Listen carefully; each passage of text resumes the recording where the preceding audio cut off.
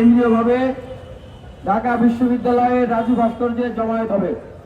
যদি আমাদের যৌক্তিক দাবি মেনে নেওয়া না হয়, আগামীকাল বিকেল 5টায় কেন্দ্রীয়ভাবে ঢাকা বিশ্ববিদ্যালয়ের রাজু ভাস্কর্যের সামনে অনশনকারীদের সাথে সংহতি এবং 8 দফা দাবি বাস্তবায়নে গণজমায়েত এবং বাংলাদেশের প্রত্যেকটা বিশ্ববিদ্যালয় কলেজে সকল শিক্ষা প্রতিষ্ঠানে সারা দেশে আমরা একইভাবে শিক্ষা প্রতিষ্ঠানে তাদের সুবিধা অনুযায়ী এই যৌক্তিক দাবি আদায়ের জন্য আমরা তাদেরকে গণজমায়েত এবং কর্মসূচি করার জন্য আমরা আহ্বান জানাচ্ছি এবং আমরা পরবর্তীতে আমাদের ছাত্র বন্ধুদের সাথে আলোচনা করে আমাদের আন্দোলন কেন্দ্রিক আপডেটগুলো আপনাদেরকে জানাবো।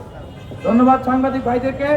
আমরা এখন এখান থেকে মিছিল নিয়ে আমাদের সেই ভাই রাজু ভাস্কর্যের দিকে যাবো। ভাইরা যেখানে আছে সেখানে যাবো।